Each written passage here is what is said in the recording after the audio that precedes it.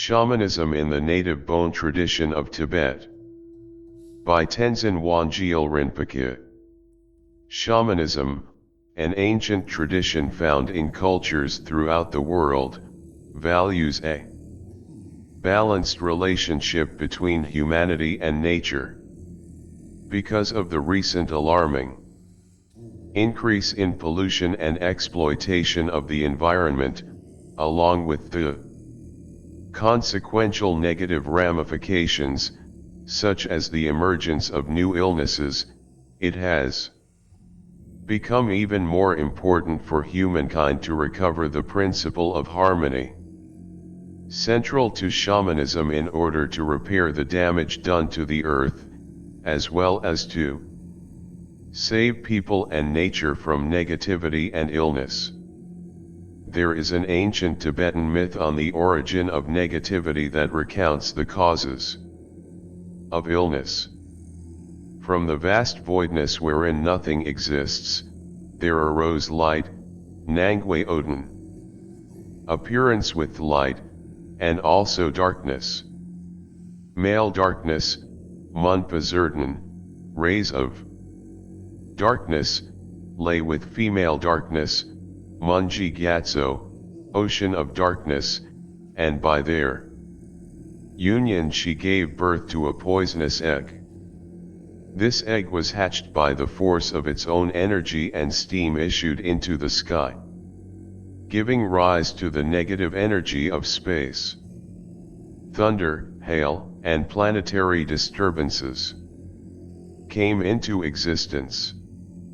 The albumin spilled onto the earth and polluted it, giving rise to Naga-derived illnesses such as physical handicaps, leprosy and skin diseases. The shell gave rise to harmful weapons and infectious diseases, and the disturbances and illnesses of humans and animals came forth from the membrane. From the yolk essence there came forth Jadag Nagpo, black life-stealing fiend, with bulging, wrathful eyes, gnashing teeth, and matted hair with blood rising into the sky like a cloud, holding the black cross of evil power in his right hand and the disease-dispensing lasso in his left. It was the negative powers of this egg that produced birth, old age, sickness and death. The four sufferings which are as vast as the ocean. Black life-stealing fiend is the demon of ignorance, and he has a retinue of 4 demons. The white demon of jealousy, like a tiger-headed man, forces one to undergo the suffering of birth. The yellow demon of attachment, with a chosen, crocodile, head, forces one to undergo the suffering of illness, and the black demon of hatred, who wears a koppel, skull cap, forces one to undergo the suffering of death. These 5 demons together manifest the poisons of the 5 passions: ignorance, jealousy, pride, attachment, and hatred, that give rise to the 80,000 negativities which they introduced into the 6 realms of existence of beings, gods, demigods, humans, animals, hungry ghosts, and hell denizens. These almost completely destroyed the essence of beings and of the earth. In that moment the great bone sage Sangwe Dupa, secret essence, manifested as the wrathful Udam deity Tsakog, foremost excellence, and vanquished the 5 demons. Through the vow the demons were forced by Sangwe Dupa to take on that occasion. His teaching still has the power to communicate with these negative forces. This is the vow Tibetan shamans recall in rites when they communicate with disturbing spirits, particularly the 5 great demons, to convince them not to create problems and confusion. Because of your promise to Sangwe Dupa, you must not disturb my sponsor or my people, for which I pay you with this offering. In fact, in the Tibetan tradition, although the shaman may not see the particular spirit, ordinarily invisible, that is causing a specific problem, it is through the power of the shamanic rite that the shaman contacts the spirit, reminding it of its vow not to disturb humanity. This rite must be performed in the proper way by reciting the myth that recounts the origin of the rite and making appropriate offerings. This myth comes from the ancient bone religion of Tibet. According to the teachings of Dzogchen, the highest spiritual path in that tradition, illnesses and disturbances are deemed to be the result of the imbalance caused by the dualistic vision that arises when a person does not remain in the natural state of mind. Though conceptualizing, negative and stressful emotions arise that afflict man with nervous disorders and physical diseases. However, just like the Native American shamans, the shamans of Tibet hold a different view. They believe the source of the illness to be the energy imbalance that humans create between themselves and all existence, where they provoke the spirits of nature to heal people, the earth and space. It is necessary to contact these spirits, in order to restore balance and re-establish harmonious relationship with them. These spirits, that humans disturb by their various activities, are the spirits of the five elements, space, air, fire, water, and earth, of the four seasons, and the natural spirits of the earth, trees, rocks, mountains, rivers, plants, the sky, sun, and moon, stars and clouds, etc. People disturb the Sadag, earth spirits, the Nai, tree spirits, and the Tsin, rock spirits, by digging the ground, cutting down trees and excavating mountains. They provoke the Theorang, space spirits, by polluting the air, and they disturb the Lu, water spirits, by polluting rivers and lakes. This pollution affects people's inner being as well as the environment. By polluting space, they pollute their minds. By polluting fire, they pollute their body heat. By polluting external water, people internally pollute their blood. By polluting the earth, they pollute their bodies. Shamans do heal adventitious, mental, and physical disturbances, though only at a gross level. According to the bone teachings, ailments are caused either by NAD, physical disease, or by a disturbance of vital energy by a dawn, spirit. The sick person is diagnosed by a doctor to ascertain if the illness has a physical etiology, through urine and pulse tests. However, if it is found to be due to a provocation of energy by a spirit, then it will be necessary to call a shaman healer. Through divination or astrology, or sometimes through meditation, the shaman will discover the nature of the disturbing spirit and the way to remove it, such as by payment of a ransom. The founder of the native Tibetan bone religious tradition was Tonpa Shenrab Miwok, and a follower of his teachings is called a Bonpo. An ancient term for a master practitioner of Shenrab's teachings is Shen. Bonpas classify the spiritual teachings and practices Shenrab expounded, in 9 ways or vehicles. These are divided into 4 causal and 5 resultant ways. Tibetan shamanism is found in the first 4 causal ways. Shamans in Tibet take a very earthy and dualistic approach to life, healing the disturbances and illnesses in this life without being concerned about the next life. Although their motivation is the altruistic ambition to relieve others' suffering, it lacks the generation of universal compassion that is found in the resultant ways.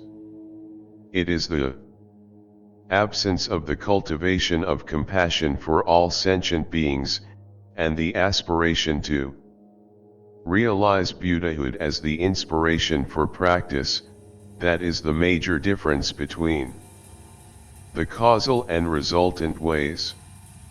These first 4 causal ways of the native Tibetan shaman's paths are called Shashan.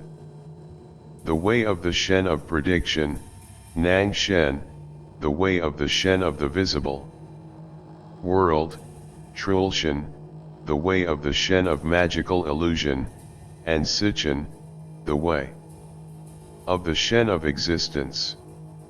Shashan, the first way, comprises medical diagnosis and healing, as well as various ancient divination and astrological rites performed by the shaman to determine whether the person who needs to be healed has an energetic imbalance, or is being provoked by a demonic spirit, or negative energy, as mentioned above. Nowadays, these rites are still widely practiced in Tibetan communities. The second way, Nang Shen, comprises various rituals for purification to summon energy and enhance prosperity, to suppress and liberate negative forces, and to invoke and make offerings to powerful deities and pay ransoms to demonic spirits. These practices are very widespread in Tibet. Families perform small ones, while large-scale ones are usually performed collectively in towns, villages, and monasteries. In ransom rites, an effigy is prepared which represents the beneficiary of the rite, or the shamanic practitioner who is performing it. I remember when my mother had been ill for a long time, we tried to heal her by means of different medical treatments, but nothing helped. We then performed several minor rites, but these did not work either. So finally we invited some shaman monks, who performed a big ransom rite, in which they prepared a large effigy of her. In fact, people often make life-size effigies, and we dressed it in her clothes, so that it was very lifelike and resembled her closely. Then we performed the ritual, offering the effigy in her place to repay her karmic debt to spirits. She was given a new name, Yehi Lamo, in place of her old name, Dralma, as a kind of new birth into the world, and she recovered from her illness. Shamans of the third way, Trulshan, go where there is strong, wild energy, where they perform practices to conquer the spirits and demons that inhabit those places, subjugating them into their service. One achieves this through practicing mantra, words of magic power, mudra, meaningful hand gestures to communicate with gods and spirits, and samadhi, meditation, while performing sadhanas, devotional practices, to engage various wrathful goddesses such as Walmo and Chinmo. The aim of these wrathful practices, which are directed against enemies of the teaching, are to protect the practitioners and the teaching against danger and threats. It is very important to perform these actions with an attitude of love and compassion towards other beings, and should not be performed solely for the shaman's benefit. Working with the soul of the living and the dead is the most important feature of the fourth way, Sitchin, which contains a detailed explanation of the principle of the law. Soul, Yid, mind, and Sem, thinking mind. The law is the karmic trace, which is stored in the Kunzi Nam Shi, or base consciousness. The Sem follows the karmic trace and produces blissful, painful, and neutral experiences which are experienced by the Yid. When a living person's soul is lost, shattered, or disordered, there are practices to recall and reinforce its energy, such as soul retrieval. In relation to the dead, there are explanations of 81 different types of death, such as accidental death, suicide, murder, and sinister death. Following these kinds of death, it is very important to perform appropriate rites, especially if the death occurs in a place which is energetically disturbed, for instance, a place where untoward events such as accidents regularly occur. A particular specific method found in this way is that of the 4 doors, to vanquish negative spirits, using 360 different methods. There are also funeral rites to guide the soul immediately after death, communicating with the ghost of the deceased and feeding it until its next rebirth. One of the most important practices performed by Tibetan shamans of the Sitchin path is soul retrieval, lalu, literally redeeming, or buying back the soul, and chalu, redeeming the life energy. These practices are widespread in the Bon tradition and also in all Tibetan Buddhist schools. One could discuss the soul and life energy philosophically at great length. But in brief, life energy is the force that keeps mind and body together, and the soul is the vital energy of the person. External negativities can cause these two forces to decline, be disturbed, or even lost.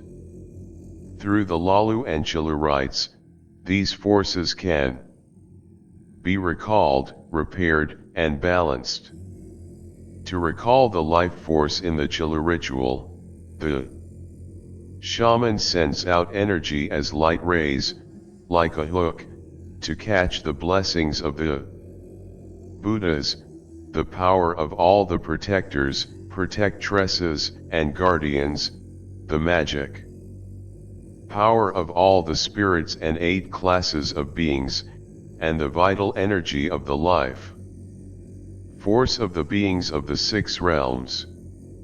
He summons this powerful energy from all the corners of the universe and condenses it into syllables, which he introduces into the disturbed person's heart through his crown chakra, reinforcing his life force.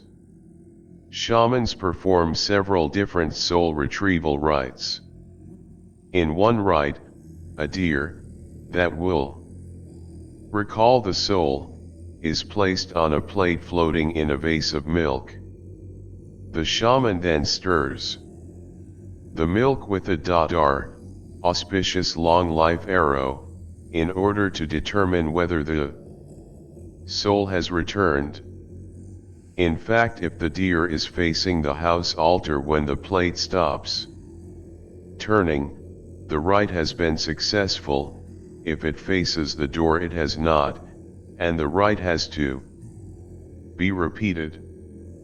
In another rite, the beneficiary has to cast white dice on a white cloth, betting against a person of the opposite sign, according to Tibetan astrology, who casts a black dice on a black cloth. When the beneficiary wins, this means the rite has been successful. One of the principal ways of reinforcing the life force is recitation of the mantra of the life deity. The texts say that through this power, the shaman recalls the life force wherever it has strayed. If it is finished, he prolongs it. If it has declined, he reinforces it. If it is torn, he sews it. If it has been severed, he fastens it. Lalu soul retrieval is performed in a similar way. The shaman summons the spirit which has stolen or disturbed the person's soul, and offers it a torma, offering cake, representing the union of the five sense pleasures, completely satisfying it with the visualized object, so it will immediately give back the soul it has taken. There also seems to be a strong connection between the practice of soul retrieval and the popular Lungta practice, which is performed to reinforce fortune and capacity, by raising the wind horse. This is a very powerful rite, performed by large groups of Tibetans, on top of mountains on the first or third day of the new year. The participants arouse and invoke the mountain spirits by making smoke offerings, putting up prayer flags, and throwing 5-colored cards bearing mantras into space in order to reinforce prana, vital air, which is the support of the law. In this way the law is also healed and reinforced, and consequently the participants' capacity, fortune and prosperity increase, and whatever venture they undertake becomes successful. These healing rites, in which bone masters and shamans communicate, either fully conscious or through out-of-the-body experience, with spirits and demons, are widely practiced in all Tibetan Buddhist schools. It is interesting to note that one of the ways the Buddhist schools attempted to suppress bone was by accusing bone practitioners of being intellectually uncivilized, of being mere primitive shamans. However, in the deepest sense, shamanic belief is the Tibetans' very lifeblood. Tibetans of any religious school who get ill will enact rituals, such as putting up prayer flags, to invoke their guardian spirits and perform ransom rites to remove disturbing spirits, without a moment's hesitation. Shamanism contains much wisdom that is used to harmonize imbalances, by working on re-establishing good relationships with spirits. The work of Native American shamans in contacting guardian animals for guidance, strength, and knowledge, is of great value for healing and for restoring a harmonious relationship with animals, the elements, the sky, and the whole environment. A practitioner of the bone ways, however, might warn contemporary Western shamans about the dangers inherent in certain of the practices they perform. The drum journey is one such example, used for finding the guardian animal, which they then trust completely, and collaborate with in healing. It is by no means certain that the guardian animal that the shaman meets during the drum journey will be beneficial. In that kind of journey, or out-of-body experience, one can meet hundreds of different beings, just as a non-human being, coming into the human world, will meet hundreds of humans. The shamanic experience is very important, so it is crucial to have the right guardian, which must be found through real awareness and realization. In Tibet, most locations, towns, and mountains have their own guardian protectors, just as the various religious schools share protective guardian deities. Yet it was yogis, lamas and realized masters who recognized, subjugated and initiated these powerful beings as dharmapalas, or guardians, of the teachings. Until meeting these masters, many of these beings were wild and untrustworthy spirits or the ghosts of evil or confused people, just as the guardian animals the shaman meets may be evil. In conclusion, it seems to me that many shamans now active in the West focus on working with the emotions and problems of this life, relating with spirits through shamanic drum journeys to heal themselves and others. This practice is very beneficial in curing mental and physical disturbances, and certainly the work shamans do is also very important to restore ecological balance, but it should not remain at that level. Rather, their work could be enhanced by deepening their knowledge, to obtain comprehension of the nature of mind, and generating the aspiration to engage in contemplative practice to realize Buddhahood. In similar fashion, if the causal means of shamanism were practiced widely in the world, it would be of great benefit for the environment and the world community. It would be of even greater benefit if all 9 vehicles were practiced. Lama Tenzin Wangyal Rinpoche is the founding director of the Ligmincha Institute, a center devoted to the education of students in the thought and practice of Bon religious teachings and transmissions. He is also a lineage leader of a living Bonpo tradition, having received the precious Bon transmissions directly from his teachers, Lapon Sangye Tenzin and Lapon Tenzin Namdak.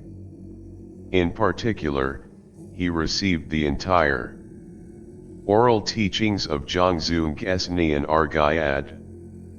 He is the author of Wonders of the Natural Mind, the essence of Dzogchen in the native Bon tradition of Tibet, a newly published book concerned primarily with communicating the Bonpo view of Dzogchen as a spiritual path. Tenzin Wangyal Rinpoche also teaches at Rice University and travels widely in the US and Europe giving workshops.